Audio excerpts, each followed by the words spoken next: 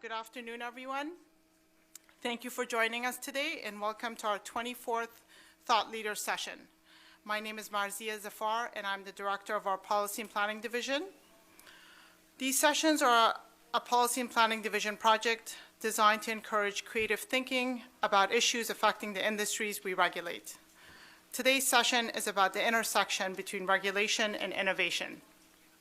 The discussion will be about how government and entrepreneurs can help create a better environment to foster innovation and ultimately create a better product for the common good. We obviously have a very impressive panel of speakers today. I want to thank Nancy Fund for helping me get Elon Musk and Lyndon Reeve here today. Nancy is a founder and managing partner at DBL Investors and our co-organizer for this event. Thank you very much, Nancy.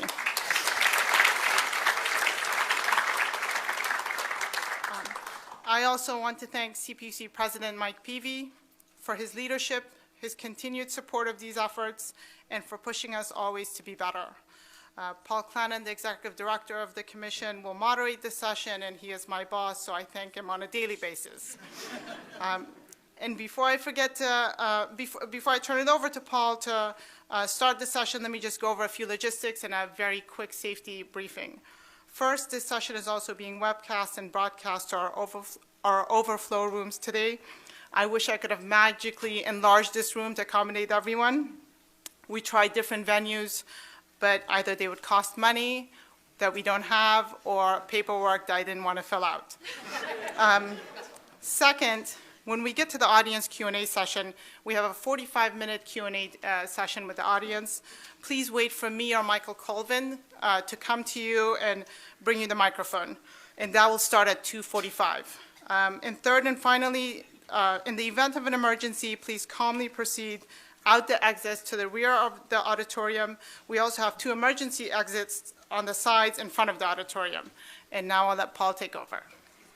Thank you, Marzia. Good afternoon, everyone. So I'm Paul Clannon. I'm the Commission's Executive Director. I work for the 5 commissioners here who are appointed by the governor and confirmed by the state senate. We're a statewide agency that sets rates, something equivalent to $50 or $60 billion a year. We've got our finger in every little bit of economic activity in the state. You can view us as the infrastructure commission, a lot of us do. We're also a court system. We've got 35 judges who work in this building. We're about a medium-sized law firm. We've got about 80 lawyers working here. We're an accounting firm. We're a policy shop. We're many things, and we're here really to do one function, and that's to represent the people of California in the industries that we regulate. We are very honored today to have 3 very distinguished panelists. I'm going to, and these are the 3 guys who don't need any introduction. I'm going to do a very quick 2-sentence introduction of each. Then I'm going to ask each of them to talk for 5 minutes or so, a little bit more, a little bit less, about innovation and regulation. And then I've threatened all of them that if they don't then begin talking among themselves, I'm going to throw in some awkward questions to get them talking among themselves. Then, as Marzia said, we'll have time, a lot of time towards the end of the session for an audience-driven discussion about the topics that are raised. So immediately to my right is Elon Musk. Well known as a founder of PayPal, most excitingly to me, the driver of SpaceX and space exploration, and Tesla Motor Company. We've got former Commissioner Mark Farron here, a happy Tesla customer. Elon, possibly most excitingly to me, is the man in my life that I'm likely to meet, most likely to get me to Mars.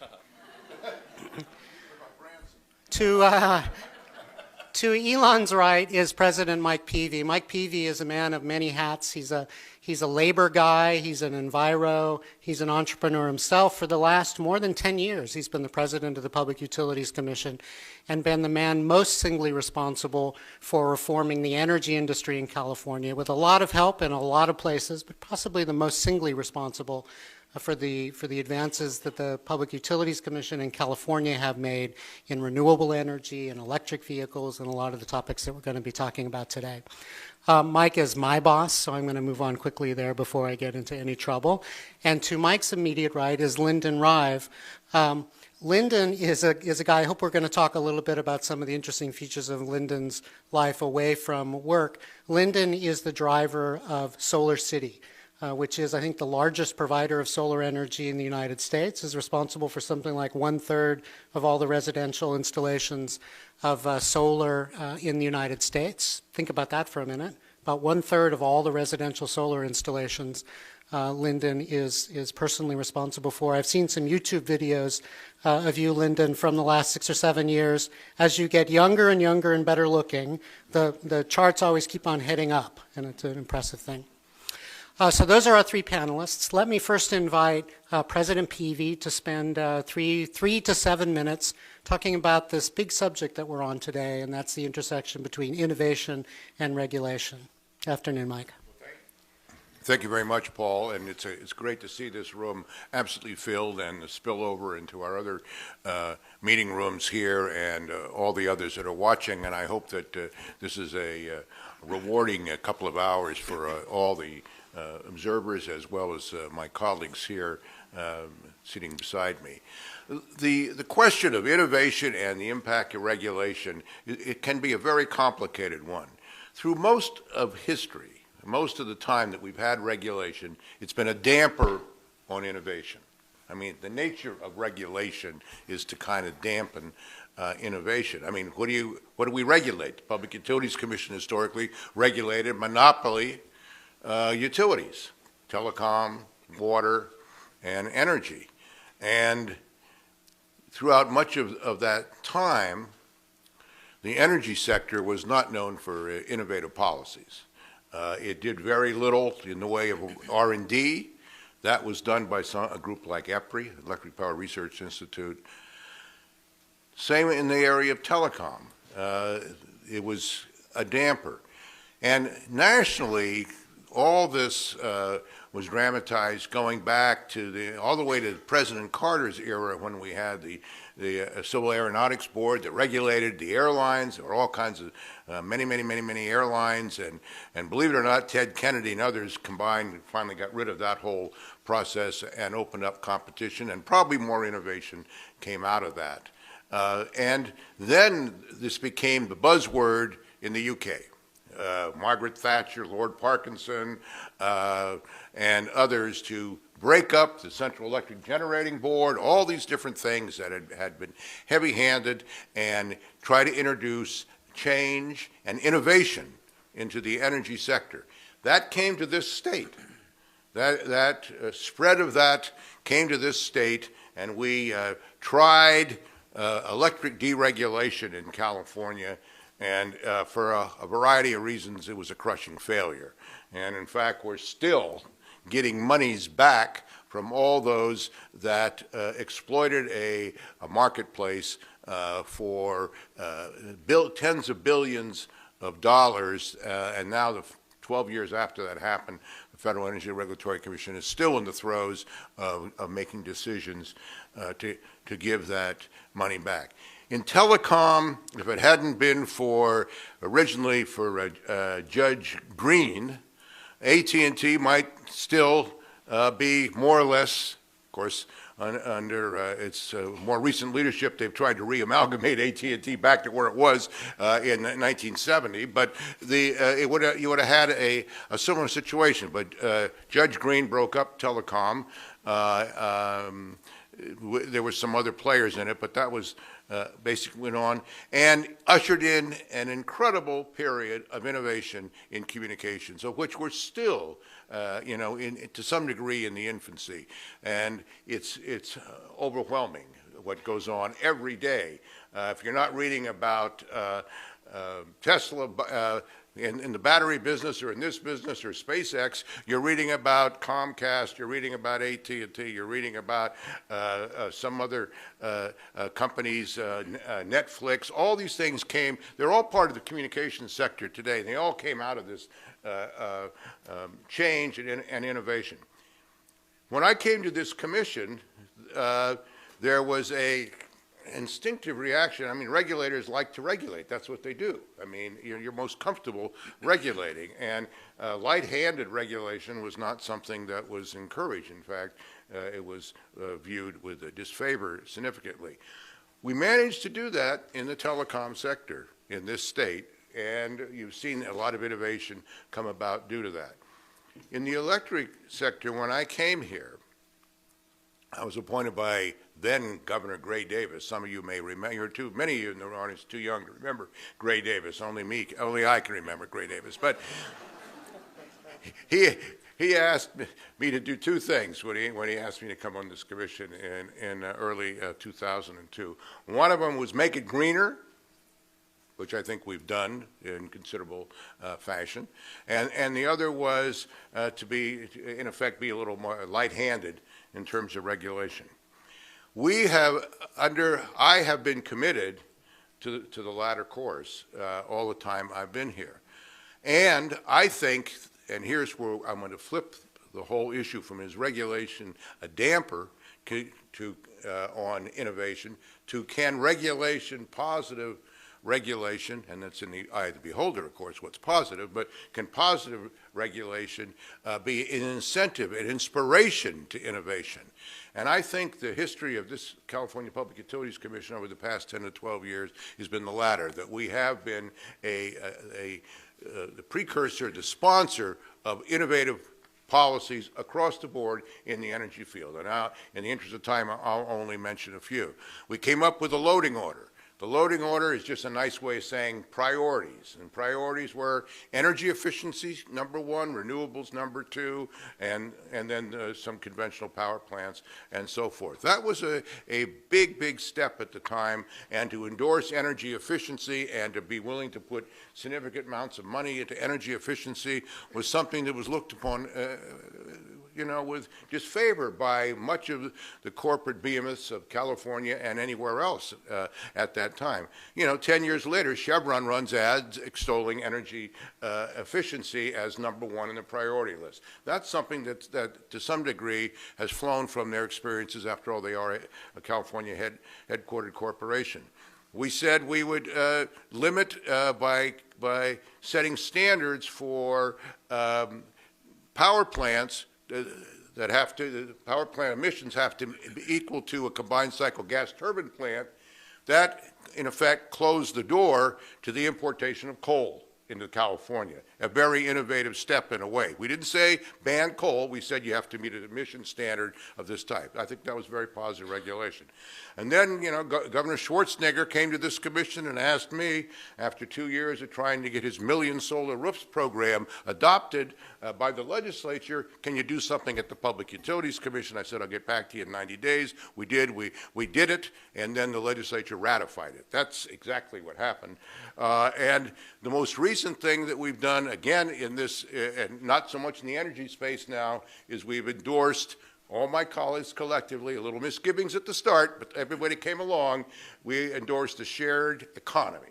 We did that by creating something new that we call transportation network companies, a category that allows Uber, Sidecar, Lyft, and others to participate today with adequate consumer protections, insurance and all that, as a part of a new wave of transportation, a new wave of people getting around and interrelating and so forth. And now it gets so innovative that last night, if you got on at Market and Beale Street and came up to Gulf Street in an Uber car at 6 p.m., you paid $60. They're doing time-of-day pricing now, which is a little steep, and I'm not paying that again. I'm back on the Muni, I promise you. But Mike, it raises the obvious question: how do you know that? Because I was on the Uber. I was there. Anyway, the point is, actually, it was my daughter meeting me who was on Uber, meeting me at an excellent restaurant down the street here called Rich Table, I might add. But in any case, so you can go either way of this, and I think in this state, with the strong support of my colleagues, we have chosen a regulatory scheme that in the telecom area is light-handed, and in the energy area, to some degree is guided. I mean, the successes of companies like Solar City and all are a function of some of the public policies that's set by this commission and other parts of state government, the California Energy Commission and elsewhere. So you can come out positively, you can come out negatively on this. Historically, regulation dampen innovation. Today, at least in this state, I think we're trying to stimulate innovation, and I think there's some success stories that point the way further to do that.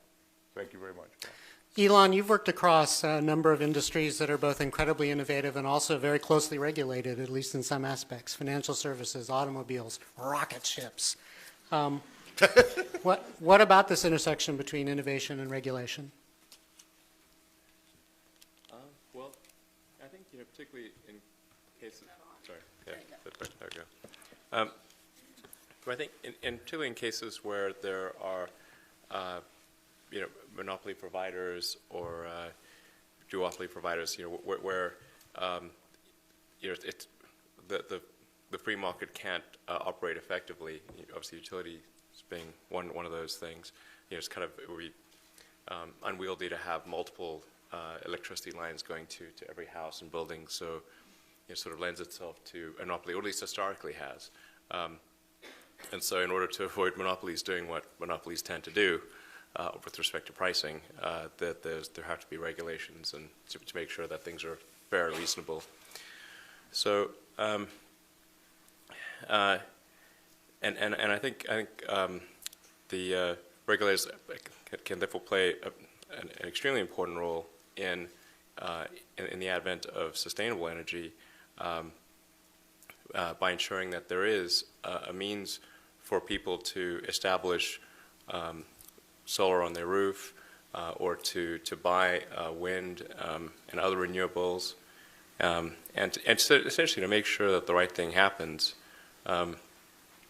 In the absence of firm action by the regulators, I think the right thing would not happen. So, I'm glad to see that in place.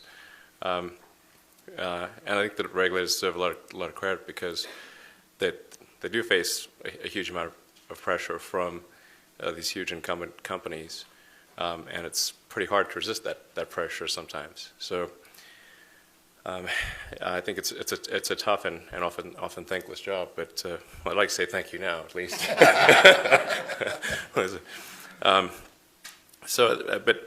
I think what we're facing here is with respect to energy. I mean, just to sort of look at it from a high level, it is very important for us to move to clean, sustainable energy, and the sooner we do that, the better off the world is.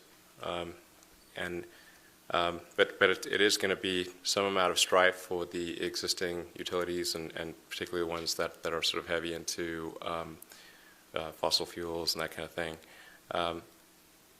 So it is going to be a bit of a hardship for them, but there's no choice. We've either got to decide that we're going to go towards clean, sustainable energy or not. And if we decide, okay, yeah, we want a good future, because the only good future is when we have sustainable energy, then we've got to make the hard decisions that are necessary to achieve that objective.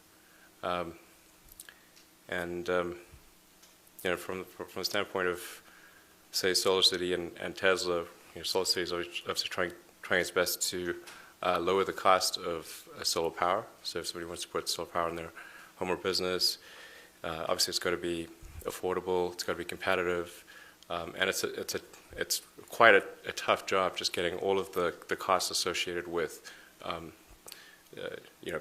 getting a customer on board and designing a solar system for a roof and installing it, and it's all the installation hardware and the wiring and the inverter, and the after-sales service and the permitting, and a lot of it is kind of boring and kind of unglamorous stuff, but it's got to be done.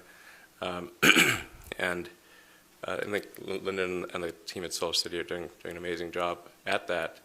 And then there's this this question of storage that's important, because obviously the sun only shines for part of the day, and we need electricity all of the day, all of the night. So that's what storage is pretty important for that. It's also important for just regulating power production through the grid, so you can minimize sort of the spikes that occur at various times of day.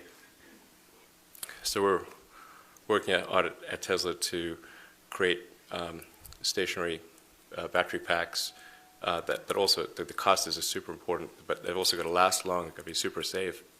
They need to be quite compact, which is important particularly for houses, Somebody doesn't have like a whole room to put a giant battery pack in. It's like, what happened to your guest bedroom? Well, it's got a battery pack in it right now, and that's not going to work. So it's got to be something that's really compact, that you can sort of like mount flush up against the wall, maybe only sticks out like 3 or 4 inches, in your garage or something like that, and that you don't even notice it's there. Like that's the ideal kind of stationary storage pack that you'd want. And then on the roof, you want to make the solar panels as aesthetically appealing as possible. In the ideal scenario, the solar system actually makes the roof look better. I think that's like a scenario that I think would really work and would scale to a very huge degree. So that's what we're working towards. Thanks. Thank you, Elon. Lyndon, you've been, I was about to say on the ground floor of the change in the energy economy. I guess I should say the rooftop of the change in the energy economy, which means that you've been involved in a lot of the what Elon describes as sort of the unglamorous but necessary work of getting the commercial agreements worked out and the manufacturing and the quality control, getting the customers educated, getting the utilities calmed down. You've been at this now for a number of years. What have you learned about regulation, about its impact on the innovation you've been trying to do? Yeah, I have a deep appreciation for the importance of regulation since getting into this business, more than I expected. Do you want to just stop there? Is that, yeah? But regulation is so broad, and I was thinking about it before this panel. Regulation has so many important things that it covers, but what's one big thing that it has to address? And that is a market failure. This is a big time for regulation to step in if there's a specific market failure. And climate change today is a market failure. We've essentially put the cost of burning fossil fuels externally, and there's a market failure that's occurring. And so this is where regulation has to step in to address this issue. California has done a great job. As President Peavy has mentioned earlier, there was a Million Home Initiative. It really has helped put the entire U.S. on the map for renewable energy. Salt City itself has a 1 million customer goal. It was a 5-year goal, now it's 4.5 years. So California is really leading this space. But in order to have regulation make changes, they need alternatives. This is where the innovation comes in, because you can't just, okay, the existing problem is broken, fix that. You have to allow innovation to occur to fix the problem. And if you put an end goal in place, then everybody can create innovation, and you put a system in place, where the regulators put a system in place where you can allow competition, which is the primary cause of innovation. If you didn't have competition, would you think you have to create a better phone? Would you think you need to create a faster car or a more comfortable car? Would you do anything better if it was just good enough? So this is the importance of regulation. Allow competition, allow innovation. You have an end goal, and that is to decarbonize the energy infrastructure. It removes the debates, it removes the hurdles, everybody goes towards that goal, and then innovation will occur. Part of this change, it actually will help the economy. So you provide a lower cost energy to the consumer that is clean. During this transition, you employ thousands of jobs. So just Solar City itself, we have 5,000 employees. Actually, Monday we'll hit 5,000, like 4,900 and something. But Monday we hit 5,000 mark, of which half of them are in California, a little less than half, but about half of them in California. So the innovation's occurring, the technology is here, with the single focus providing cheaper, cleaner energy. So all the solutions are possible. We know it's there. So then you fast forward and you go, okay, 30 years from now, if we have a heart-to-heart with our kids who's highly educated at the point, and they go, okay, let me get this straight. You knew there's a problem in climate change. No debate. You absolutely knew there's a problem in climate change. You knew you had to fix it. You created a solution And you started deploying the technology. You saw it in practice and saw that it works really well. And then you decided to cap it? Why? So I think that's the part that we have to look at. We have to decarbonize our energy infrastructure. In this, how do we do it? How do we bring innovation and competition? Or actually, how do you bring competition, which will then drive innovation? Thanks. Lennon, thank you. So I want to focus in, there are lots of innovations that are needed to accomplish decarbonizing the energy infrastructure of the world. I want to focus in on one that Elon mentioned, and that's storage. Elon, you're often asked, because of your level of success across multiple industries, what's the secret sauce? I hope, by the way, you'll actually reveal that to me privately later. And I've heard you answer in a very interesting way, and that is to encourage people, I think the way you describe it is, don't reason from analogy, reason from the physics of the situation. Right. Go back to first principles and build your solution, build your innovation from that. Let me invite you to walk us through, let's take storage as an example, or another one if you should choose that, and just walk me through how you do that. What are the physics of storage over the next 5 or 10 years in a regulated realm that you want regulators and people interested in regulation to hear about? Okay. And you have 90 seconds, 89, yeah. 88. Right, exactly. Let's see. Well, I mean, so we know what the energy density is of current production lithium-ion cells, and we know a lot about their counter life and their cycle life, and it's so it's sort of at around 260 watt-hours per kilogram. We also know what the price is of the cell. We know what the price of the cell is as made by, say, Panasonic, our main supplier. A battery cell. Yeah, the battery cell. But there's another way to look at the cost of the cell, which is to say, okay, what are the constituents of the cell, and if you were to buy those raw materials on, say, the London Metal Exchange, or the international commodity markets, and had a magic wand and could sort of reassemble those raw materials into cell form, that tells you asymptotically what the true cost of energy storage can be. It seems like a pretty obvious thing to do. And so the primary constituents of our cell right now, the number one is nickel. Nickel is a very common metal. It's used in stainless steel and a bunch of other things. Cobalt, aluminum, and then on the anode side it is carbon, which is actually made from a little bit of coal. But only a little. We don't really use that word in this room. Yeah. just a dash, and a tiny bit of it. And so that stuff's all. And then the can itself is a stainless steel can. And this stuff's all pretty obvious to price. And if you actually look at, say, okay, what's the price of materials? It's it's substantially below $100 a kilowatt hour at the cell level, substantially below it. So, maybe sort of 60 or 70 or something like that. And we know it's possible to get more energy per unit mass over time. So there are things that there are better cells than the cell we currently have that are working and have been cycled a lot. So therefore, if you were to scale up simply the existing chemistry that we have, and to vertically integrate it so that you could reduce the logistics costs and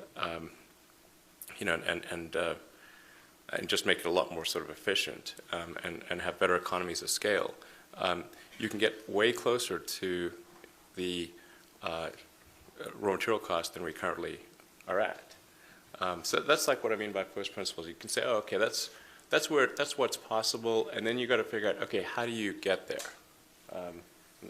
And let me take it from there. I want at this stage to recognize, sitting in the front here, Commissioner Carla Peterman, who's recently confirmed by the State Senate to her term here on the Commission, and has been the lead commissioner on the PUC's storage proceeding, which just set a very ambitious 1,200 megawatt goal for storage.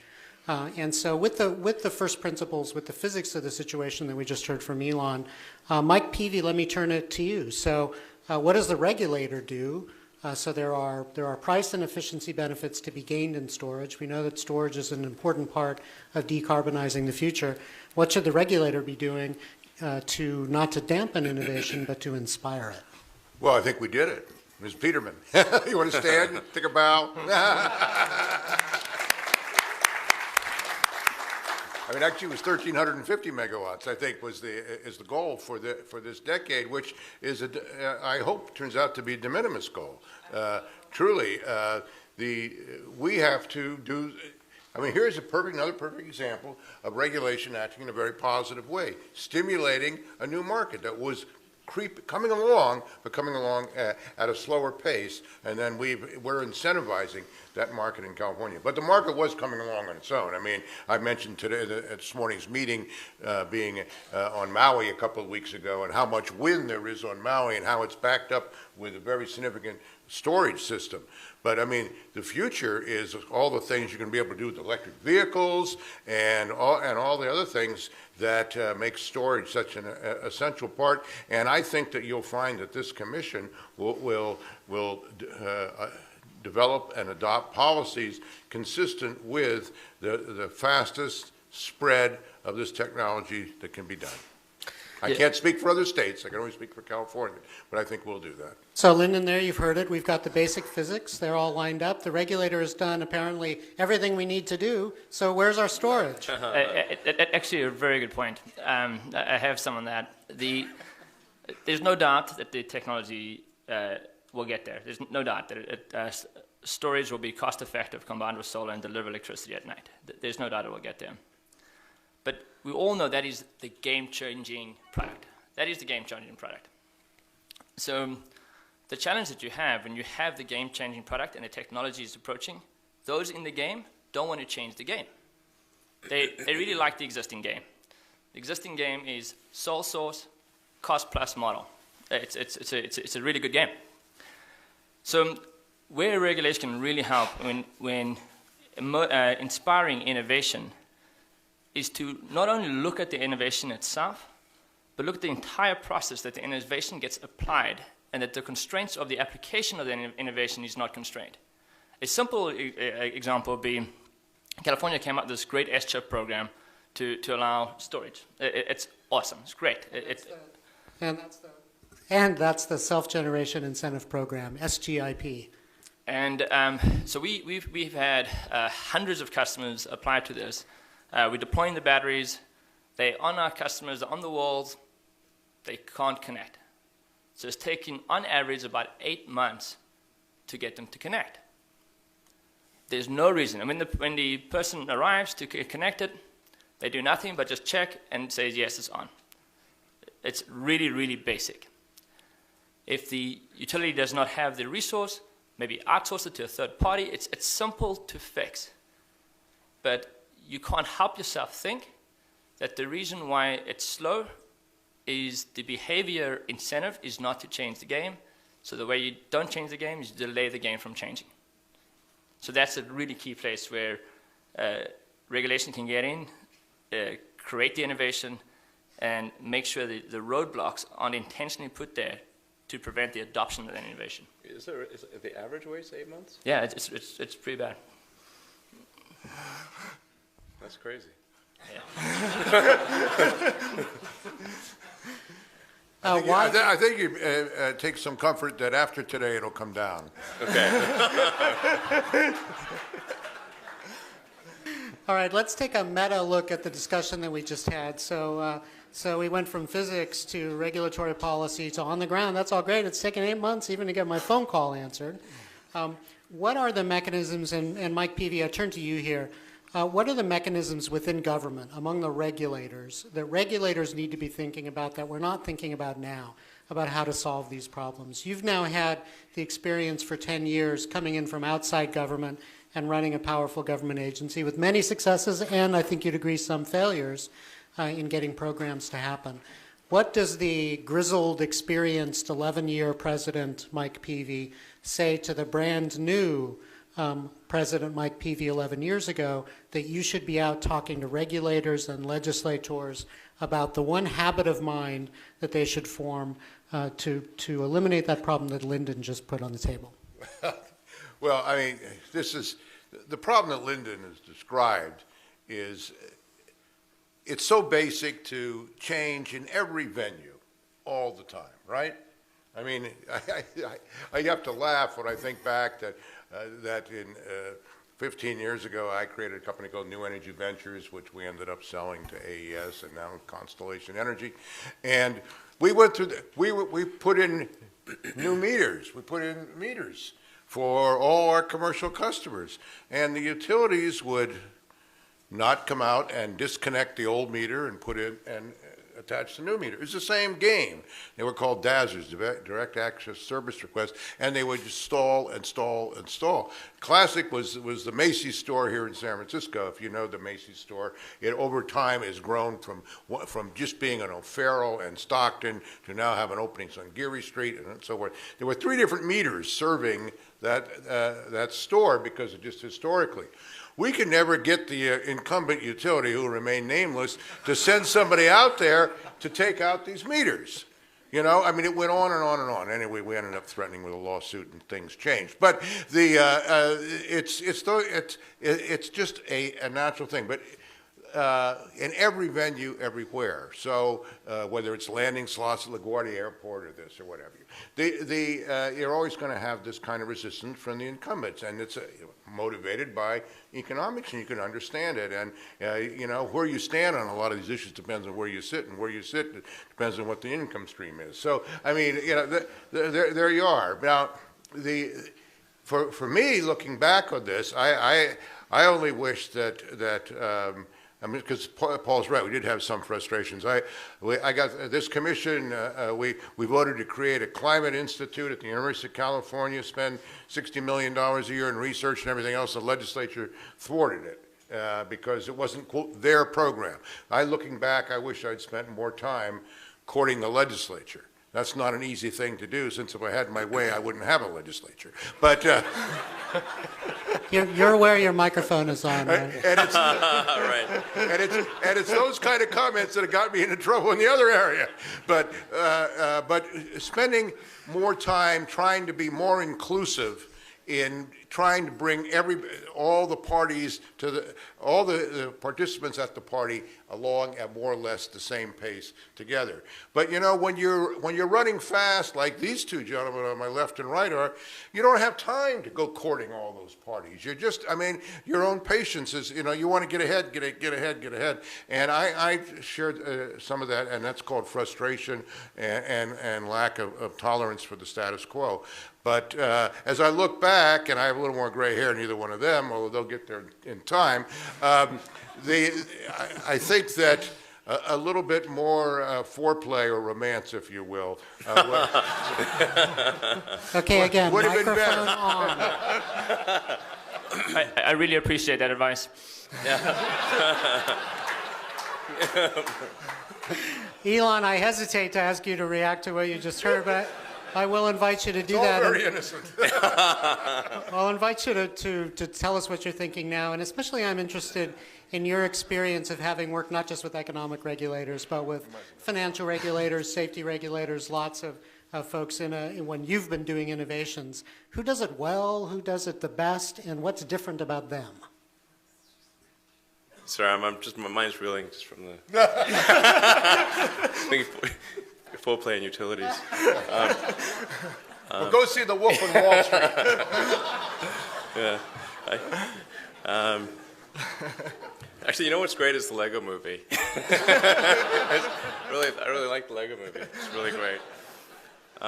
Okay, I know what the headline tomorrow's now going to be. Everything is awesome. So let's see. In terms of regulation, well, yeah, I do think I mean, you know, nobody's perfect. No institution is perfect. I think on balance, California is doing a pretty good job on the regulatory front. You know, there's some battles we've got to figure out, like, you know, how to have it not take 8 months to just get somebody's, you know, battery pack connected. But overall, pretty good. Yeah, I'm trying to think, like, you know, I think generally in the U.S., I think our regulatory bodies are pretty good. And yeah, I'm trying to think like. Let's talk about Mars. Okay. Let me point you in a slightly different direction. So a lot of what you're doing now is innovating in spaces where there are very long-term incumbents, the automobile industry, the space industry, if that's a term you can use about space. What made you think those areas were ripe for innovation, and what the heck makes you think you can be successful competing against all the expertise in the world? Well, I definitely wouldn't compete against all the expertise in the world, but it would be, I mean, in the case of SolarCity and Tesla, it's really about trying to solve the sustainable energy problem. And, you know, we just obviously, I mean, the way I approach things like, sort of think about the future and try to envision the future and what has, you know, what could have a really negative effect on that outcome, and what do we really need to solve in order for it to be a positive future, you know, one where we can be sort of optimistic and inspired about the future. And if we don't have sustainable energy, obviously we're screwed. So even if there weren't environmental damage occurring, if the energy is not sustainable, if it's not renewable, then we'll run out of it. Like we'll eventually run out of stuff to mine and burn.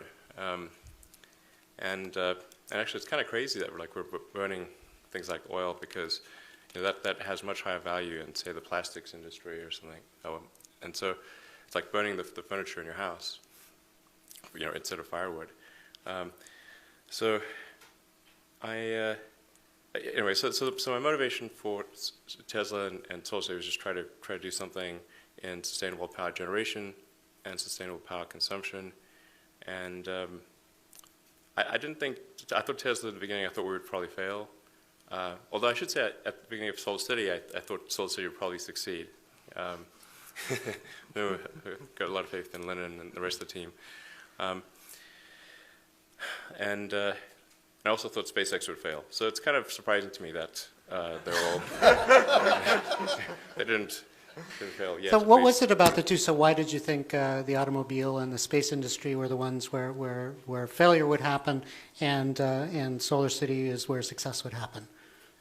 Well, I thought when I started SpaceX, I didn't know anything about aerospace really. I had a sort of physics background, but I didn't really know how to build rockets or build anything really, any kind of physical object. So I thought that seemed like it would be very unlikely to succeed. And in fact, you know, the first 3 launches of SpaceX didn't succeed. So this was not like a totally crazy position to take. And in the beginning of SpaceX, I'd really just reserved money for three failures. So we never had 3 failures. And then we just barely had enough to scrape together to do a 4th flight. Unfortunately, that succeeded, but it was a real close call. If that 4th flight hadn't succeeded, it would have been game over there. You know, with Tesla, we had multiple near-death experiences. Again, you know, what are the odds of a car company succeeding? I think pretty darn low. And in fact, at Tesla, we came within a few days of being bankrupt. You know, and we closed the financing round at the end of 2008 on the last hour of the last day that it was possible to do that, which was like basically 6 p.m. Christmas Eve 2008. And we would have gone bankrupt a few days after Christmas. So, you know, these are real close calls, I'd say. Lyndon, what's the close call 10 years from now that we need to worry about? Let's say that everything that's on your mind now as a barrier has been solved. We've got the regulatory structures in place, the consumers are educated, the market is being served. What's the next generation of challenges that regulators and legislatures, which don't move quickly, need to be thinking about now? You know, it's funny. I really don't think we're going to have a problem 10 years from now. At that point, it's everybody agrees, decarbonize the infrastructure. So everybody's marching towards that. I think the biggest challenge we have is the next 5 years. So this is getting everybody into that camp that we're all solving that problem is just going to take a little momentum. I was actually speaking to a large utility in Europe just recently, and they had a similar approach. So, the first phase, they resisted the first phase. And now Germany specifically has about a 5% penetration of solar. And no, it is happening. Let's get on board. Let's create a business model that solves this problem. So then everybody starts collaborating and solving the problem versus putting up these roadblocks that doesn't solve the problem. So I'd say over the next 5 years in the US, there will be these roadblocks that prevent the problem being solved. And then over 5, maybe 8 years, then it's going to be, okay, the problem's getting solved. Business models, innovative business models will get created to addressing this problem, and we'll start transforming the way energy is delivered. Paul, let me just say a couple things about this question.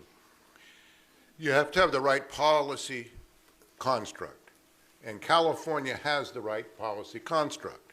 It's fundamental, and you have to give, whatever his other foibles may be, Schwarzenegger a tremendous amount of credit for executive order that set up reducing greenhouse gases by 2050 by 90% or so over what they were in 1990.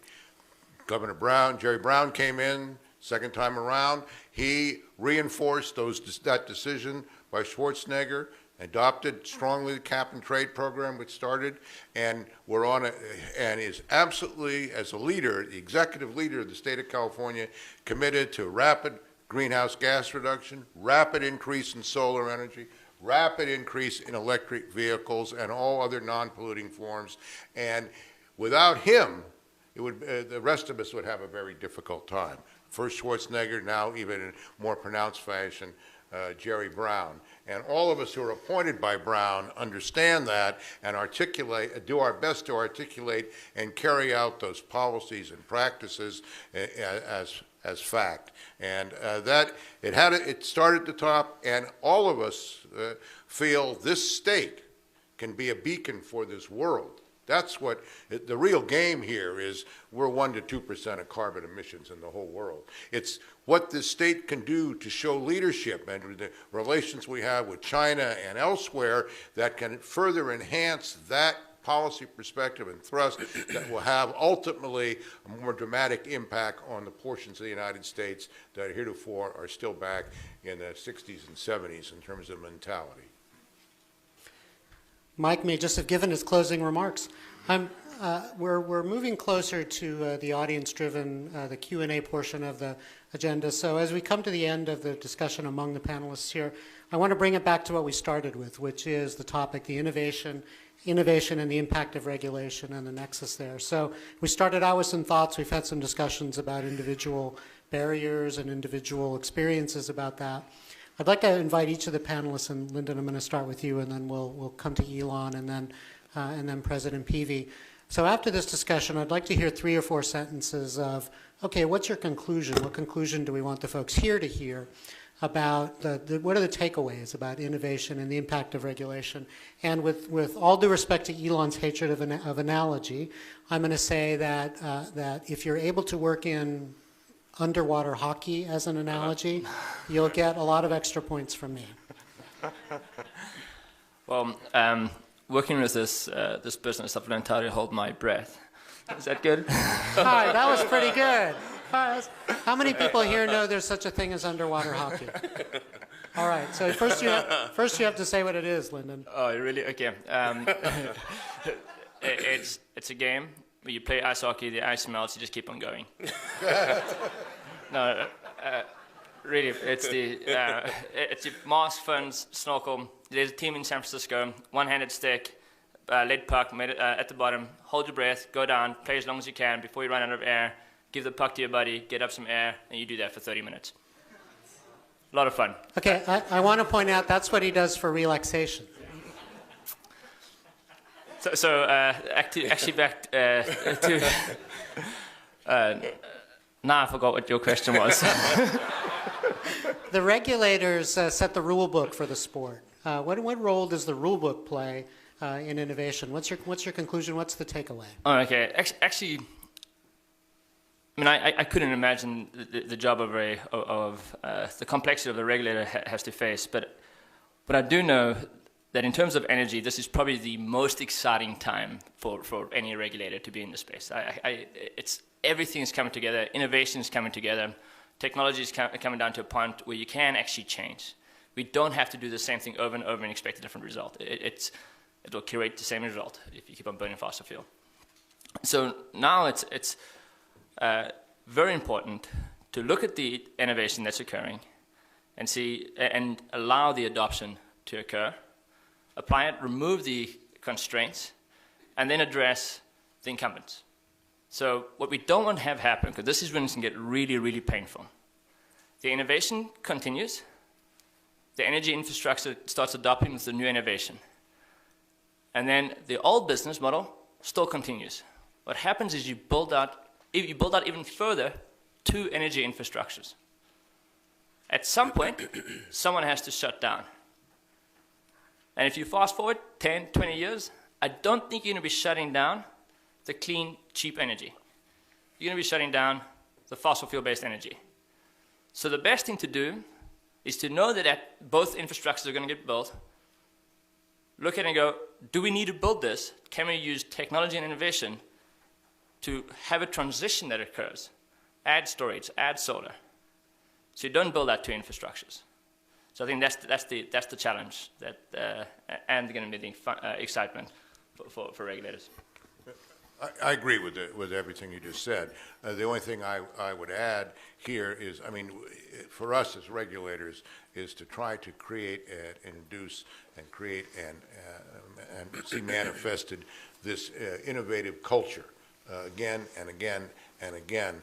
And it's happening all the time. And I'm not so worried about those 2 going lockstep together up like that, because it'll be like, you know, in 1902, people were talking about what's going to happen to the buggy whip manufacturer and what's going to happen to this and that, and they all finally, then they just drop off, and the other grows. And what's happening in this energy sector is the players are, there's so many new players now, you can't keep track of it all. And I mean, when you see Google buying Next so that they could have another avenue into the home, and offer services heretofore not even imagined a few years ago, and not imagined probably by any of the IOU, the investor-owned utilities today.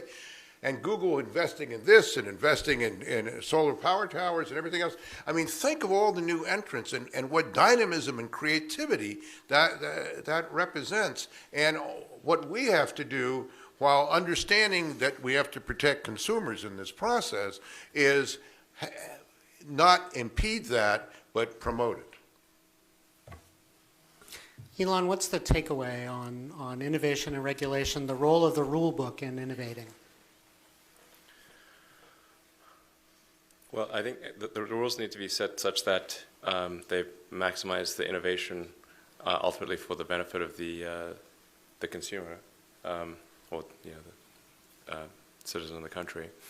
And really, I think they need to be towards the long-term benefit, not just the short-term stuff. And I think those rules are all the difference. The right rules will ensure that we move quickly towards a sustainable future, and the wrong ones will ensure that we do not. So. I think that's a great way to bring this portion of the afternoon together. While we get the microphone holders ready to go, let me invite the audience to join me in a round of applause for our 3 panelists.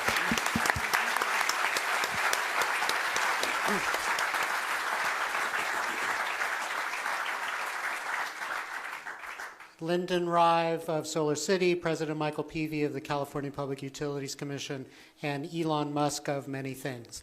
Let's see, we have, which side would you like to go to first? Well, I've already sold the first question. All right. So I'm going to go. I have not sold the first question.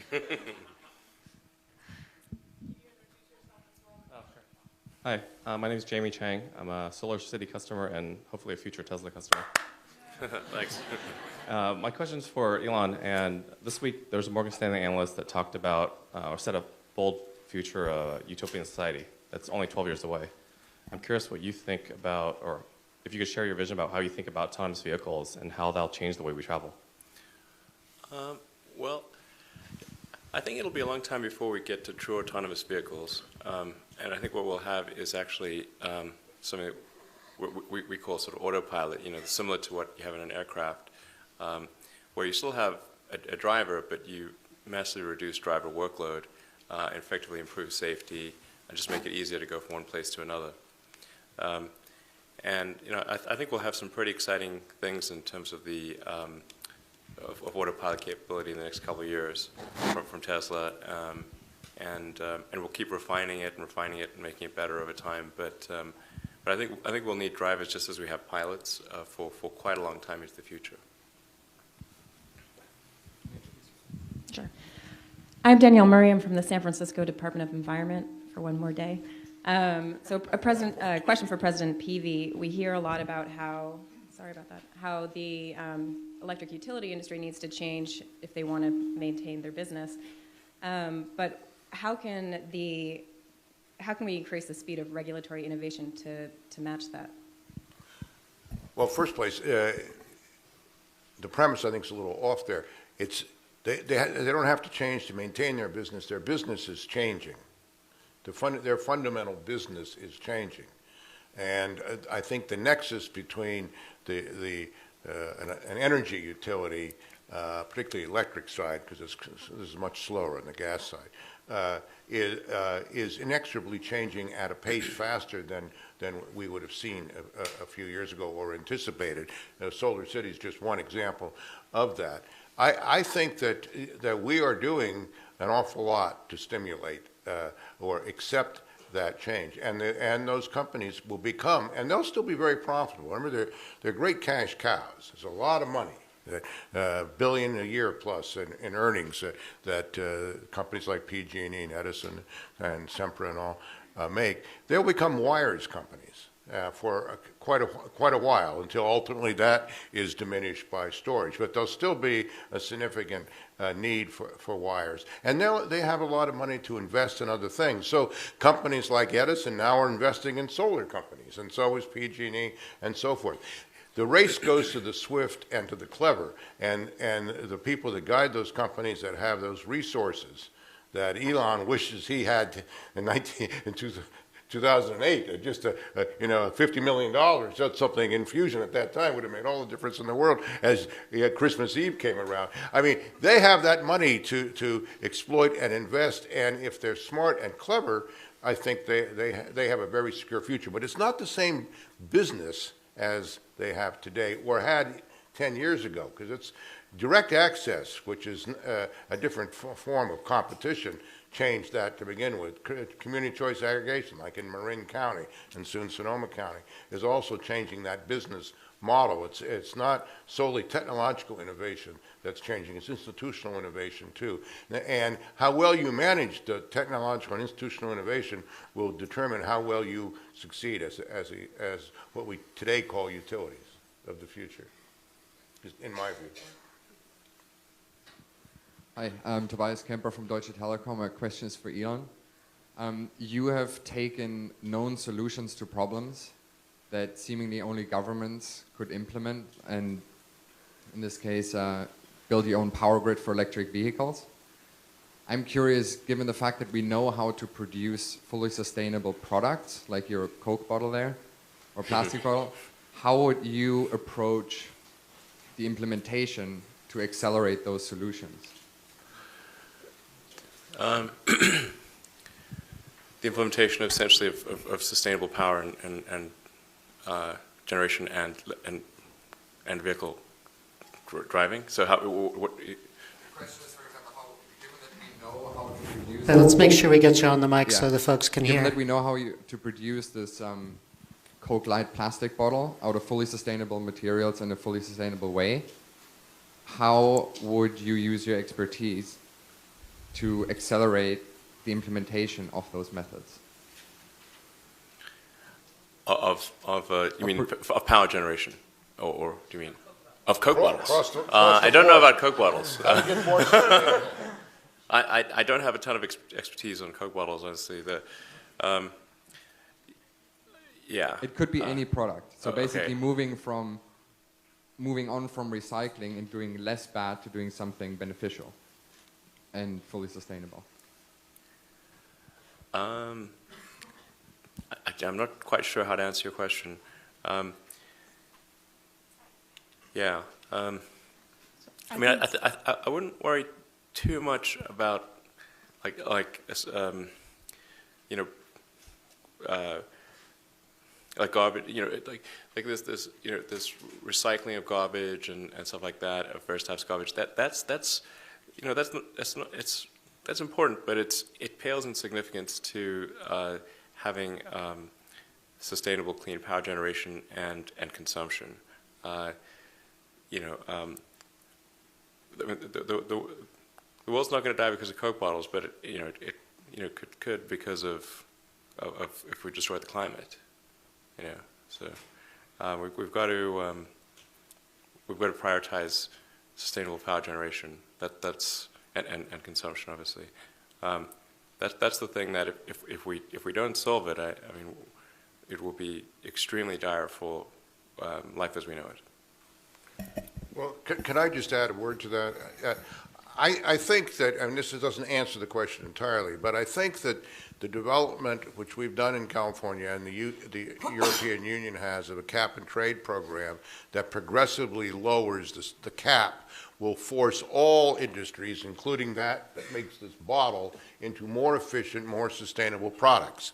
And that is, I think that is the answer. Now, some of these products are far more significant than others. Whether this endures for 50 years as a plastic bottle is a lot different than whether coal is gone. There's no question about that. But the central policy thrust of cap and trade or carbon taxes or whatever that ratchets down constantly will force innovation and stimulation of better products and more sustainable products over time, in my view. Yeah. So. Yeah, my name is David Fan. The question's for Elon. Elon, earlier in the talk, you mentioned how to drive down the cost of batteries. So my question would be maybe for the Model S, for its battery, say 3-4 years from now, how by percentage, what are you going to be able to drive it down to approximately, say 3-4 years from now? Well, and if you can relate that to state worker salaries, that would be very... So.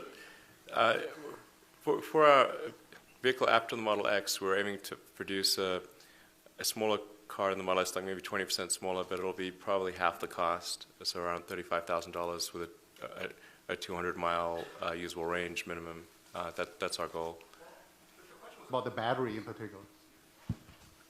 Yeah, so, well, in order to achieve that, you've got to reduce the cost of the battery. Since the car is 20% smaller, the pack would therefore be 20% smaller, but we've got to get to in total a 50% cost reduction. So that means that the cost of the pack and the rest of the car has to drop by another 30%, which I believe we can do with economies of scale, vertical integration, and design innovation. Hi, my name is Administrative Law Judge Catherine McDonald, and my question is actually for President Peavy. We've been talking about innovation and the impact of regulation. My question is, how do we stimulate and encourage innovation within our own walls to approach problems and solutions in a new way? That's a little, that's probably too much inside baseball for most people in this room. But certainly reforming our civil service practices would take us a major step in that direction. I mean, we are so encumbered internally in our operations, rules, regulations, procedures, and everything else. Some statutorily imposed, others imposed by ourselves, upon ourselves, all in the name of this good or that good. And I think that we can do with a significant amount less of that. In all candor, the biggest change for me in some ways from being in the private sector to coming into the Public Utilities Commission was how little freedom of action I truly had, particularly when it came to personnel matters and other things. That all the strictures were so limiting and so frustrating that I would, say to Clannon, "What in the hell's wrong here?" you know, kind of thing. I mean, it's why can't we do this? Why can't we do that? And Are you claiming that's in the past tense? Well, no, on that point, no. But I mean, and so this is a problem separate from the topic that we're talking about here. But it's an inherent, I think, an inherent problem of the functionality of government. In all honesty, whether it's at the local level, the state level, or the federal level, is that we have become so encrusted with rules, procedures, and regulations that freedom of action and innovation is very, very difficult. To some degree, you have more innovation and freedom of action and all in the military than you do in the non-military sector of all our lives. And I think that's a very interesting comment for those of us that are kind of took a dim view of the military for much of our lives. Hi, Ethan Elkind. I'm with UC Berkeley School of Law, and I work on climate change policy. I had a question about the battery packs in vehicles once they no longer have enough capacity for driving, and wondering if there's thought about what's going to happen when we have tens of thousands, if not millions, of battery packs that are done with their primary use but could potentially have value as a secondary use. So wondering if there's been thought given to that, I guess probably for you, Elon, but also Lyndon, if Solar City's thought about entering that kind of market or thinking about how to enter that market. Lyndon, why don't you take the first stab at that? It hasn't, I mean, absolutely there'll be a second application. Right now it hasn't been a strong focus on the company directly, as all the batteries are relatively new. But as soon as it does there, I mean, if there is life in it, it's a great application to add it to solar. Yeah, I mean, we're expecting sort of the battery use to be sort of in the 8 to 12 year time frame. So as Lyndon was saying, since we don't really actually have any production cars older than 8 years, there's not a lot of batteries yet for reuse, but it would definitely be the smart move to take batteries that are maybe at, say, 60% capacity, and it's you know, too low to be convenient in the car, but still great for stationary storage. They'll have a greater economic value as stationary storage rather than recycling. But all the packs either will get used in stationary storage or recycled, and then certainly when they do eventually reach end of life, will go through recycling. So they'll never end up in a dump or anything like that. Hi, my name is Danor, and I'm a solar entrepreneur. My question's to Lyndon and Elon. I want to bring design into the conversation. Rooftop solar. Since it's cheaper and it's cleaner, it's definitely going to take it to a certain point in the market. But there's another argument that real mainstream adoption could also come from making something really desirable, something that people really want more than they really need. Just what Tesla, Nest, and Apple have done. So my question is, do you agree with that? And if you do you think there are design opportunities to capture people's imagination when it comes to solar and something inherently unsexy as that? What? Sorry. I have a point. Let me clarify. Something as inherently unsexy as electricity. Because people spend no more than 6 minutes a year thinking about electricity and what turns on their lights. Sure. Yeah, actually, that point itself is probably the biggest challenge that we face, is educating people how electricity works. Most people don't know what their bill is. Most people don't even know what a kilowatt hour is. They don't even know what their price per kilowatt hour is.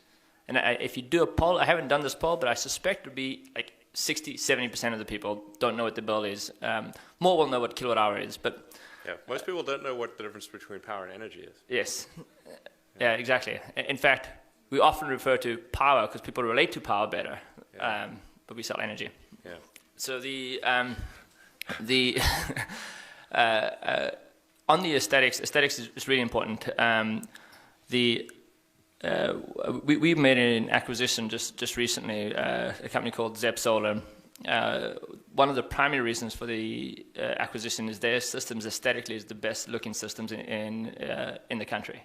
So it's a lower flush mount. There's no rail. There's no top clamps. So it looks more smooth. Now with our resources, we're going to continue to invest in that.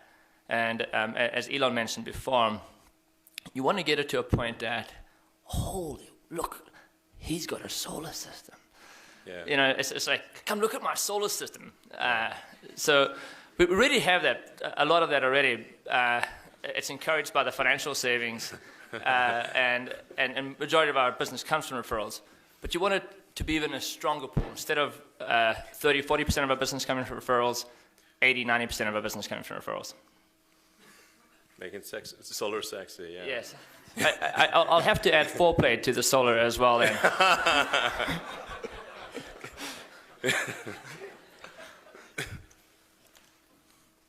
Hi, Adam Langton. I'm with the CPUC Energy Division, and my question is for Elon, and it's regarding battery swapping.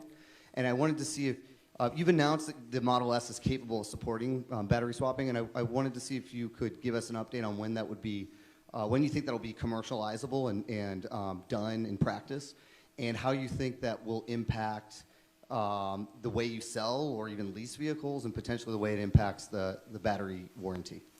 Sure. So the Model S was designed with fast pack swap in mind, and we actually demonstrated that last year and did a live demo where we were actually able to swap out the battery packs in 2 Model S's before faster than you could fill up a gas tank. So in about 90 seconds to swap out a pack, and the fastest gas station in LA took 4 minutes to fill up a gas tank.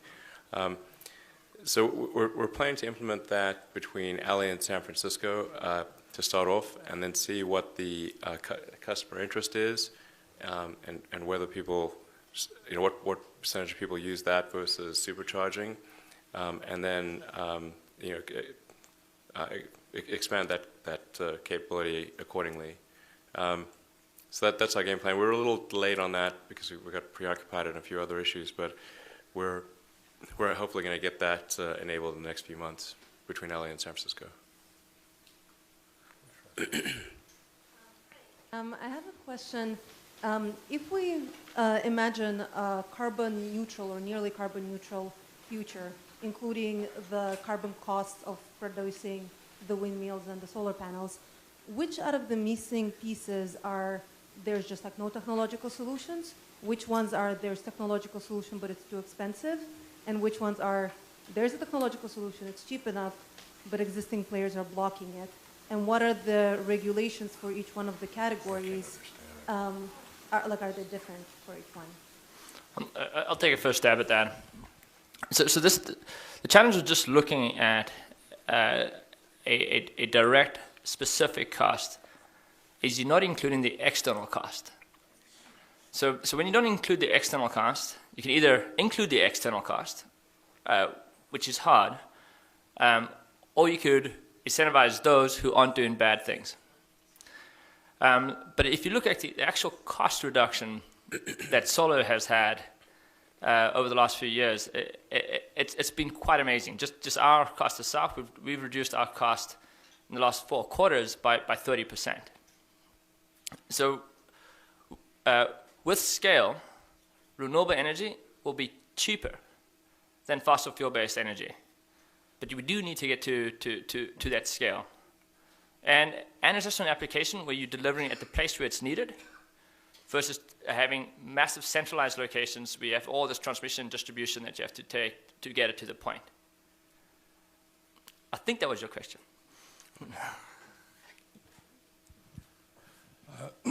Marty Mattis, I'm a regulatory lawyer. Elon, I wanted to ask you, there's been a lot of talk about electric vehicle batteries possibly contributing toward shaving the demand curve, shaving the peak demand off of the electric utility demand curve. Right. I'm wondering if you see that as that characteristic as of any value in the marketing of your products. Yeah, absolutely. I mean, I think shaving that peak demand is very, very important. I mean, I should say it's not yet at a stage where it's an issue for utilities. Like I think utilities will tend to overplay the degree to which there's excess solar power being generated. So, but certainly I think once you hopefully get to about a 20-30% solar power generation in a particular section of the grid, you definitely need the storage in order to buffer that energy. We're many years from that, but it is a very important part of the equation, and we're not being shy about marketing it, but we do want to make sure we can meet the demand for that. That's actually part of what Tesla's sort of been doing with the Gigafactory, the giant battery factory, is to make sure that we have production capacity at a compelling price to enable large-scale use of stationary storage. So we hopefully we'll have that plant up and running in about 3 years. I'm Renee Frisse. I'm the founder of Social Tech, and it's a company that focuses on how we can use technological innovation for social good. And I was wondering, we talked about a culture for innovation, and we talked about game changers. I was wondering if, while you were definitely changing the game and having these great innovations, if you come across things that we could use for completely different fields, but they will have a huge social impact as well. And if you are at least thinking about that and perhaps come across things that hinder you or enable that, that could be a question for either one of you. Yeah, I mean, we do face this quite often with, as we continue to scale, there's just a natural friction in this. Often there are utility case studies talking about a cost shift that occurs, and I know that's a lightning rod. And to me, that whenever I hear that word cost shift, it is a wrong word to use. The word they should use is revenue loss, because that's what it is. There's a revenue loss. There's no cost shift. There's no cost moving. It doesn't cost more. But you are losing revenue. Based on the utility business model, when you lose your revenue, you get to claim it from somebody else. So that's the issue. But if you want to maintain your revenue. If you want to maintain your revenue. And actually, on that point, I mean, I actually won't go that far down yet. It's a revenue shift. Exactly. So it's a revenue shift. I need to keep my revenue. And so that's what it is. But it's not costing anything more. And so whenever you see cost shift reports, think revenue loss report. And you don't need to do a study for that. If you were getting $200 from the customer before, and now you're only getting $50, you have lost $150. There's no study you need. You've lost $150 revenue. But there wasn't $150 that was cost shift. So that's the key thing. And then in social media, this is where we can help educate the Okay. But even then, it's an area where it can help.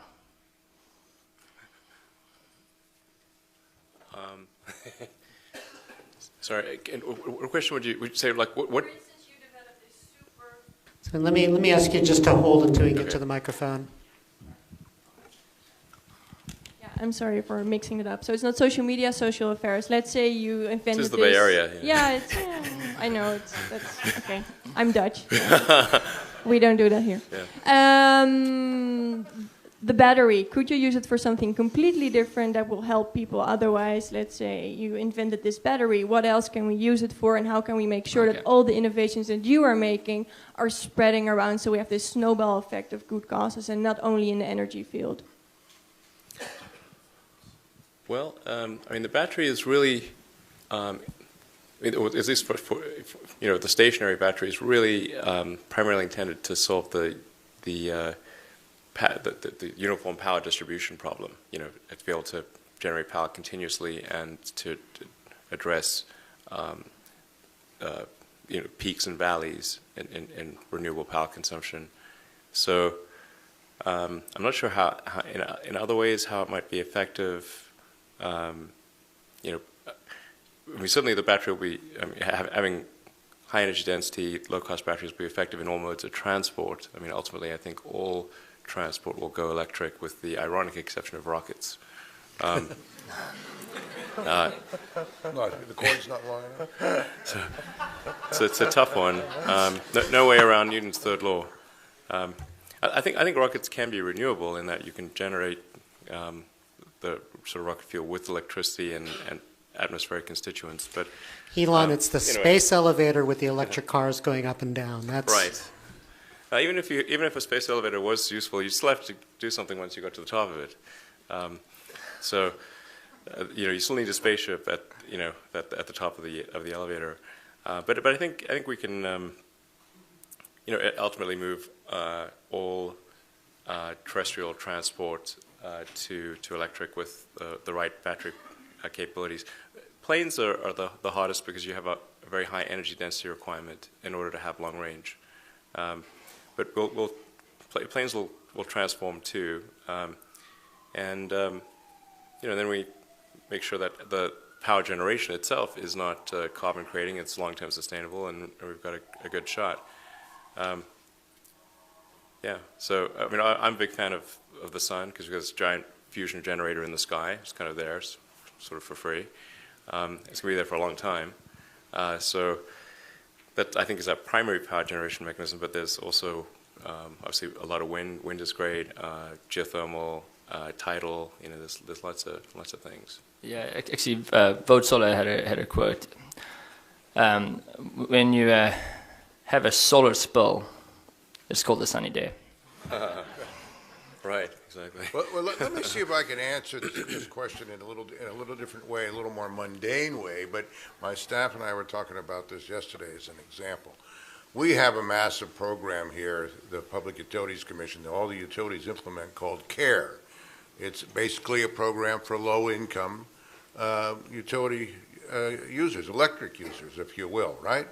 Now we have the capability through mapping, through Google and many other things, to know where these people live. Now, this is going to send horrors up to those, the Tea Party types. But and think if maybe with the cost of solar coming down, and let's take southeast Los Angeles County, a lot of very low-income area, we could put solar on many of those homes that are low-income recipients, and therefore give them the direct benefit of lower-cost energy instead of the CARE program. You follow me?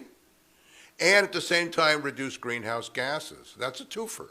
That's the kind of thing you're talking about. That's the kind of social thing that I think will ultimately occur. Well, how fast and all that is up to many of us, including, as Lyndon said, the prices keep coming down and everything else. There's many, many applications like that. I think we will find it's depending on our own creativity and ingenuity. Yeah, but it's worth emphasizing just how far away we are from this. If you look at, say, cars, there's 100 million new cars roughly made every year. There's an installed base, or an existing fleet of almost 2 billion cars worldwide. Worldwide, yeah. And the number of electric cars being made is not even 0.1%. So, I mean, that's pretty tiny. And solar this is slightly different, but it's almost the same parity. Yeah, exactly. But let's assume like if all cars went to electric tomorrow, it would take 20 years to replace the fleet, and we're not even close to all new cars being made being electric. No. Solar is not even keeping up with the rate of new home production. No. So there's, I think, 700,000 or something like new homes made every year. So the home number of homes in the U.S. grows by just under 1% a year, and solar's not even keeping up with the new home production, let alone existing homes. The industry would have to quadruple just to address the new housing stock. But that's the difference in this state. Oh, yeah. We have a policy in this state by 2020 that's zero net energy consumption on new homes for this state of California. Again, an example where you could be the pace setter and the leader. That's what the nation has to do. Right.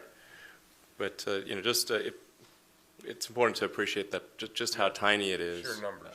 And the sheer numbers are really quite small.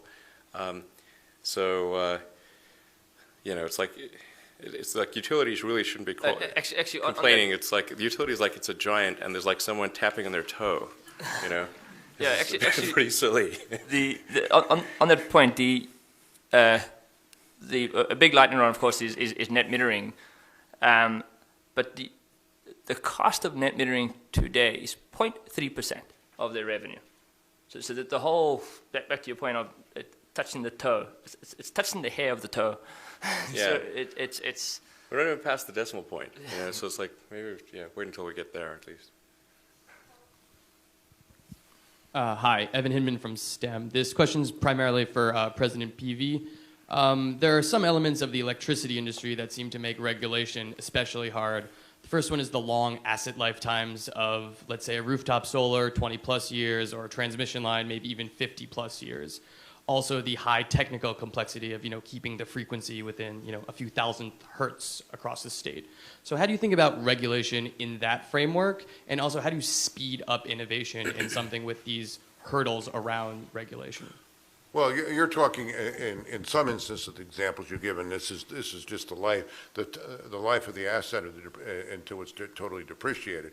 And actually, some transmission lines are 100 years old and still going. I mean, they come out of Big Creek up in the southern Sierras and go to Southern California. They're over 100 years old. They've been updated in various respects. Got power plants there that are 70, 80 years old, hydro plants. But they're largely depreciated. They're not the challenge. I don't think they're the challenge. I think the challenge is fostering and promoting innovation. So you move that decimal point significantly, and that's the challenge here. Not worrying about some of the long-lived assets of the past, which are largely depreciated. To be honest with you. And just one point: the expected life of the solar system is 35 years.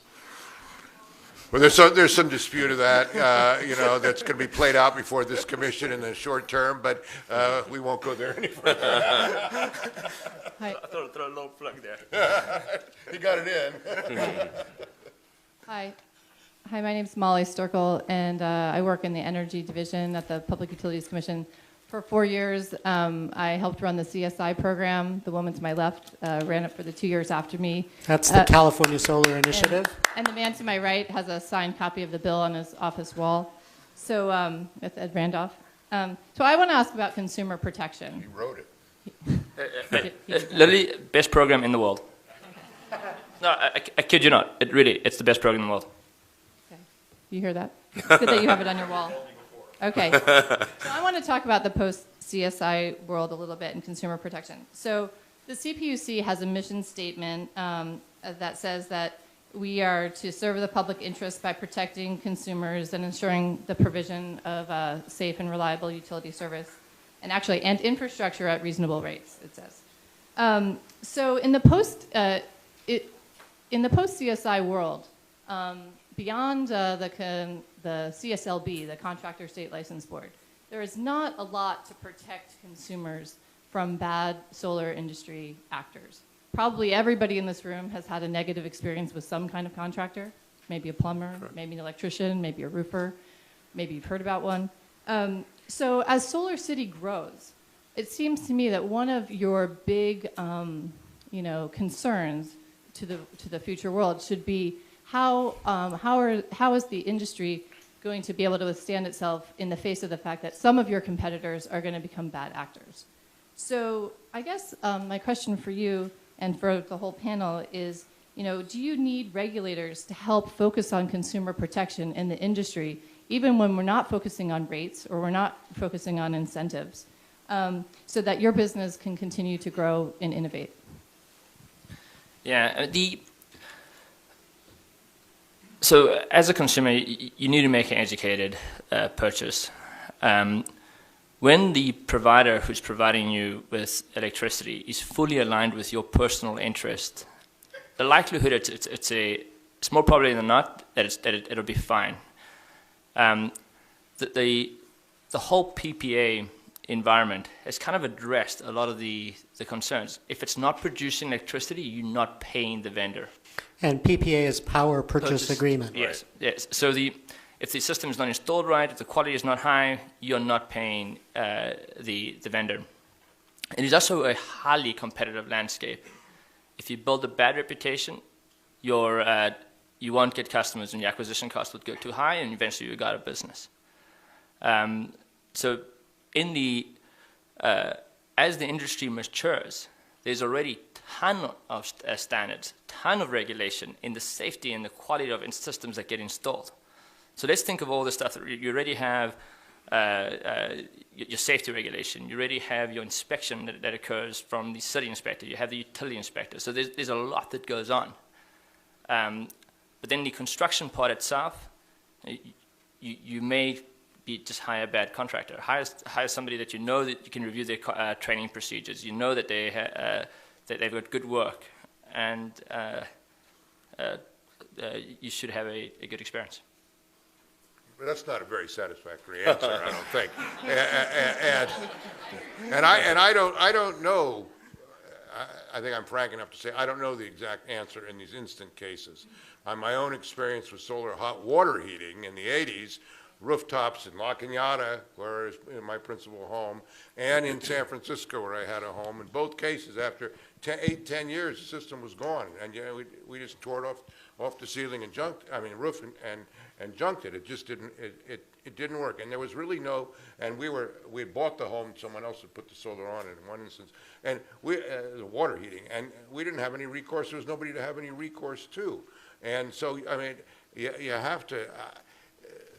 Hundreds of thousands of consumers like you in California had that experience with solar hot water. And it destroyed the industry for 30 years. Yes, it now did. you've got a great company going, and it could destroy the industry again, is what my question. So what do regulators need to do to make sure? What do we do to ensure that the good players succeed and the bad ones don't? And how do we make that judgment? And that's where that gets to be a very perilous area here as to government intrusion here. And I don't have a simple answer for you. But I just want to point out the slight difference in the hot water.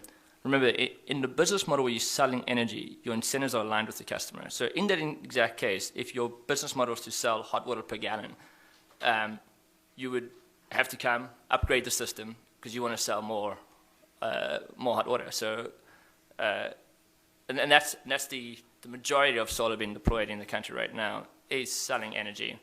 So the incentives with the provider and the customer are aligned. If the system is not performing, if you don't come fix it, you don't get paid. And then you build 20-year contracts off this, you go out and raise debt, you get all this stuff. You have to fix those systems.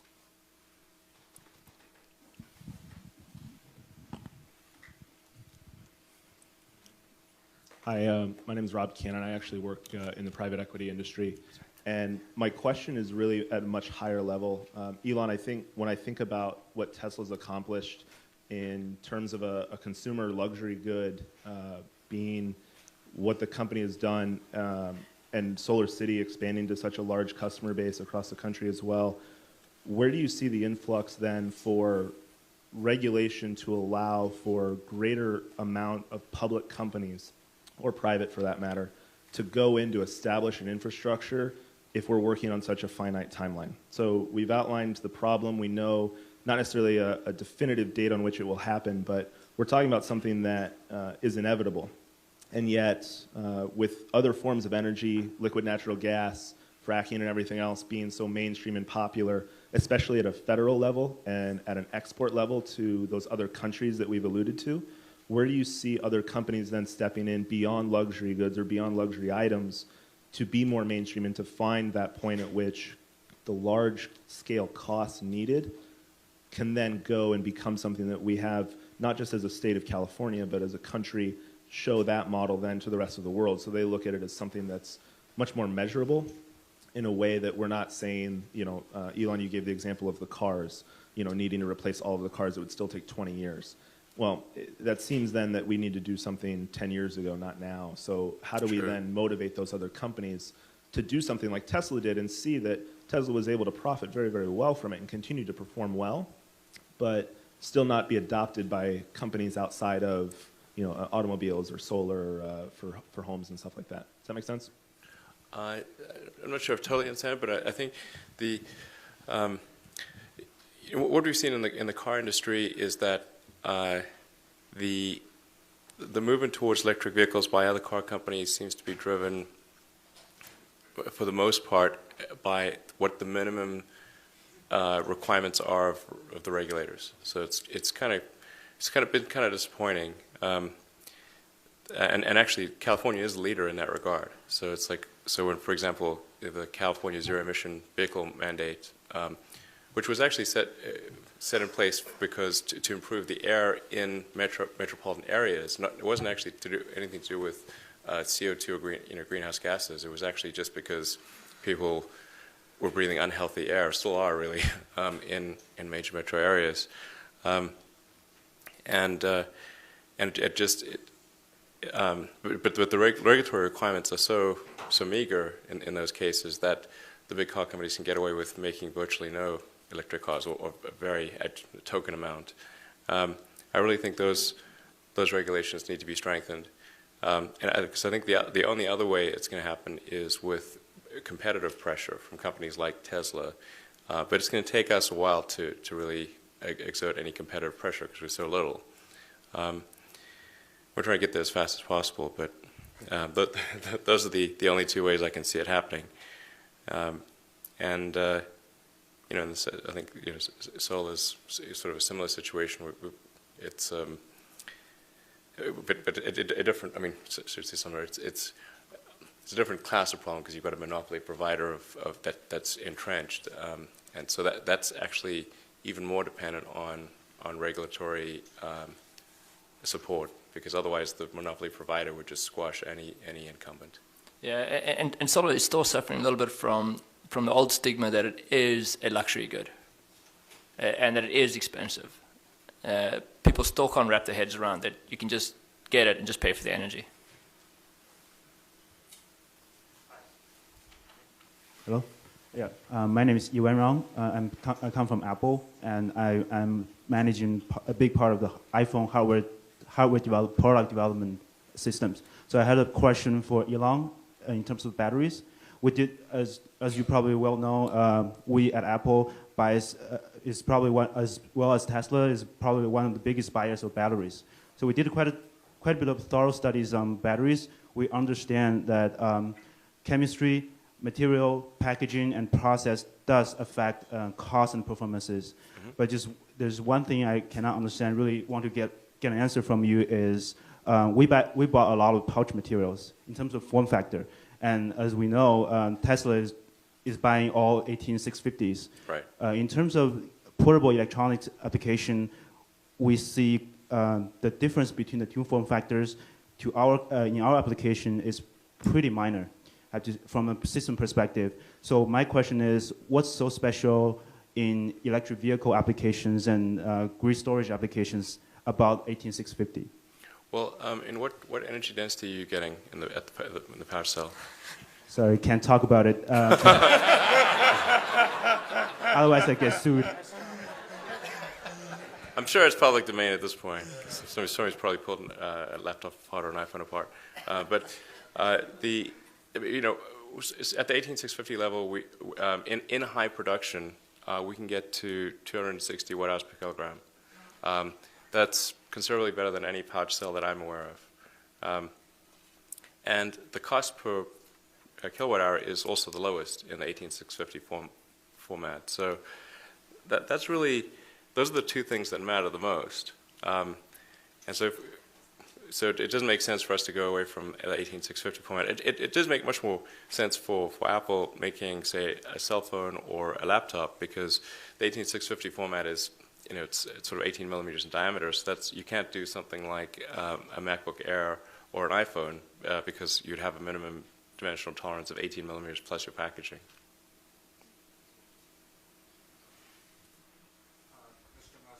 President Peavy, Timothy Allen Simon, former commissioner. This week, President Pro Tem Darrell Steinberg proposed a 15% per gallon fuel tax. 15 cents. 15 cents per gallon fuel tax. When we're talking about decarbonizing transportation, do you see this as more effective than cap and trade, yeah, or complementing cap and trade? I think that the right move is a carbon tax, and I'd advocate a broad carbon tax, but to the degree that if one can only get sort of a fuel tax, that's helpful. But I think in general, the sensible thing to do is to try to correct the unpriced externality, which is the carbon capacity of the oceans and atmosphere, by adding a tax, and then one can adjust that tax accordingly. If we're seeing the right behavior, which is the movement towards renewables, then we know the tax is probably high enough. If we're not seeing that movement, it's not high enough. And frankly, our taxes on gasoline are very low in the United States, as I'm sure you know. It's compared to the EU. So the EU taxes, I think, are maybe 3, 4, 5 times what they are in the U.S. It's way, way higher. And it makes a lot of sense, and it actually does drive people to use more fuel-efficient vehicles, smaller cars, that kind of thing. Think more about the cost of gasoline. So I think any tax on what is not good for the environment, not good for our future, that's the thing one ought to tax. I mean, I think that's the best argument for overall for taxation of carbon is like we know we need to raise taxes somehow, and it makes sense. It's just common sense that we'd want to tax the things that are probably bad way more than we'd want to tax the things that are probably good or neutral. If we're going to collect the same amount of money at the end of the day, we should bias the tax structure just as we do in many other walks of life, where we tax cigarettes and alcohol more than we do bread, and that makes sense. And so I think it's just seems like common sense to me, but seems like super obvious, but yeah. Well, for a contrary view, at least in part here, as an economist, I would preferred a carbon tax when we started down this road in California. But politicians don't like to be associated with taxes. So, and the EU has done the cap and trade model, and so we copied that. I mean, Mary Nichols and I, we went there 2005, 2006, looked at all this. Now we have adopted a cap and trade model for the state of California that the cap will come down every year, the ceiling will get lower, and the direct impact of that will be, in this instance, on the oil industry and on the refineries and all that. So they would prefer to have someone else pay, right? And the idea of the tax per gallon is very appealing to the oil industry. And so I think the biggest supporter, and the only supporter of this so far, if there is one other than Senator Steinberg, is the Western States Petroleum Association. They think this is really neat stuff. Gets them out from under the cap and trade. But I don't think that it makes, I think you have to look at this in kind of a holistically. And I don't think you should take one sector out from the overall scheme of cap and trade, which is money is increasing there. Of course, there's probably some difference as to how that money ought to be spent on high-speed rail, things like that. But I think that program is a good one, and this is not the time now to tamper with it. And my guess is there'll be very little appetite to do anything about this, particularly in an election year, in terms of that formula that he's come up with. Yeah, I can just say I think it's time for us to get serious on a carbon tax on a national basis. I mean, any economy, yeah, exactly. Like, I mean, basically, it's economics 101. I mean, it's like really. This is British Columbia's done it. I mean, yeah, but it's like so obviously the right move. I think politicians ought not to be afraid of it.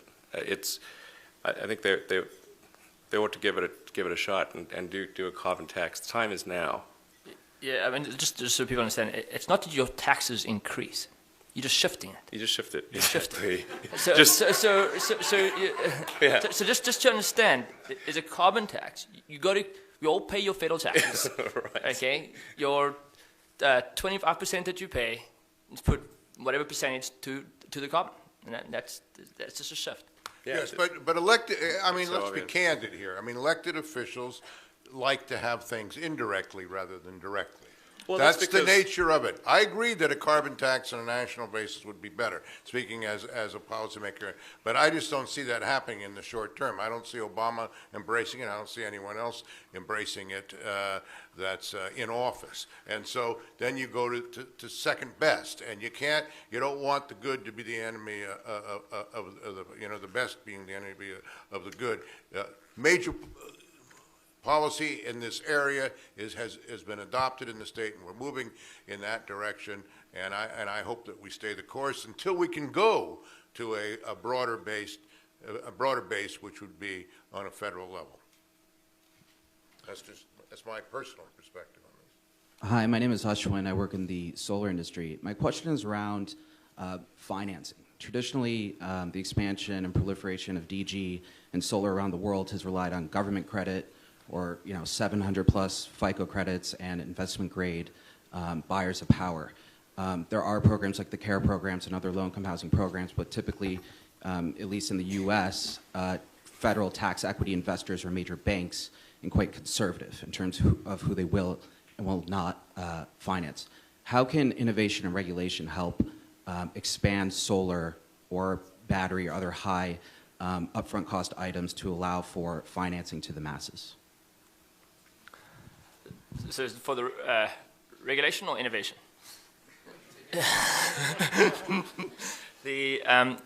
So it is true. So if you look at the history of solar financing, it started off with a FICO score of 720. And like other financing, it's binary. Either you're in or you're out. When you buy a house, it's not binary. It's just your cost is higher. As the market has matured, it's gone down to 700. Then it went down to 800. We're now starting to see 650. So that will really start broadening the market. Another key interesting point, when we look at our deployment, the majority of our adoption is in zip codes with low to medium income. So it's not the big wealthy homes that are doing the majority of the adoption. It's just the average household. And as you drop the FICO, that will improve. As data supports the default rates, investors will get more and more comfortable. We just did a securitization. It's the first securitization in world history of solar assets. It was a big lift, and we succeeded at that. But the data just shows that it's unlike a boat financing or something else, that it is an energy bill. So the default rates are extremely low, and then the tax equity guys will start getting used to this, and then they'll open it up and drop it down to 650.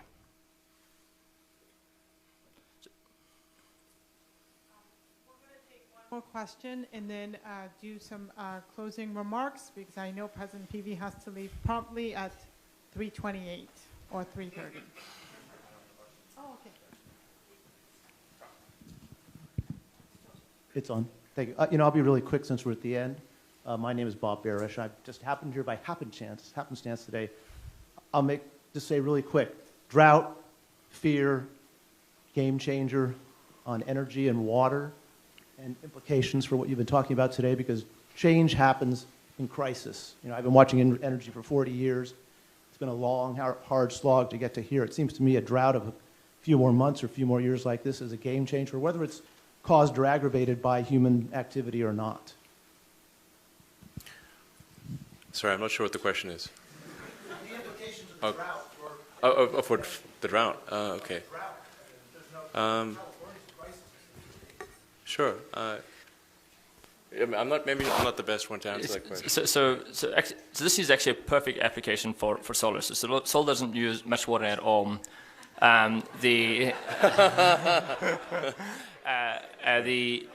Here's a crazy fact. I think most people don't know this. This isn't a U.S. fact. The average household uses more water in the creation of electricity than water consumption itself. Think about that. That's a good point. Okay. So all the curtailment that's occurring in California for the drought, it pales to the benefit of installing a solar system, because by installing a solar system, you essentially netted out your water consumption. So as market plays out, back to the external cost, you have carbon, that's another external cost. Sorry, let me make sure we get you on the microphone now. Yeah, well, I mean, but look, we don't know if the consequences, how long this is going to last. We do know from, thousands, looking at rings and trees, that we could be in a very prolonged drought period. On the other hand, we've had situations where it's rained like hell in March and April in this state, and it's come back out of it.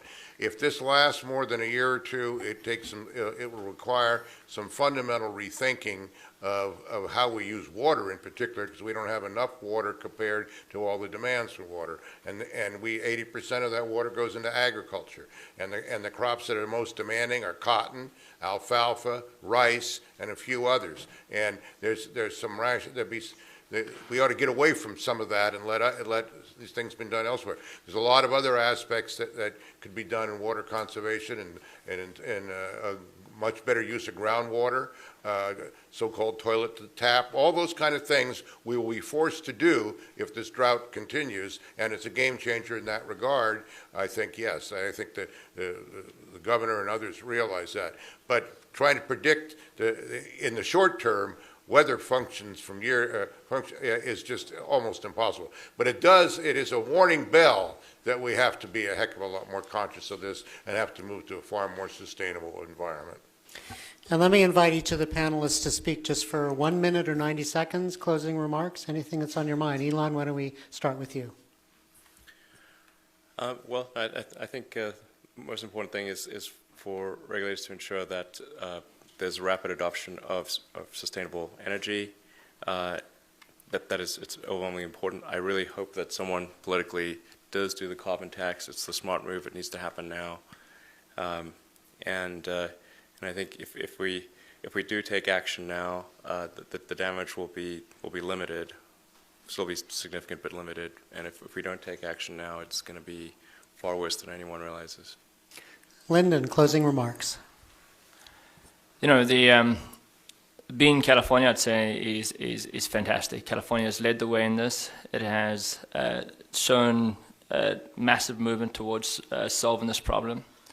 It's set the stage for many other states and countries to follow. So I actually think it's a super exciting time to be in this space. We're going to see this transformation occur. There's going to be resistance, but eventually everybody will get on the same page and solve the problem. And Mike Peavy with the last word. Vote Democratic.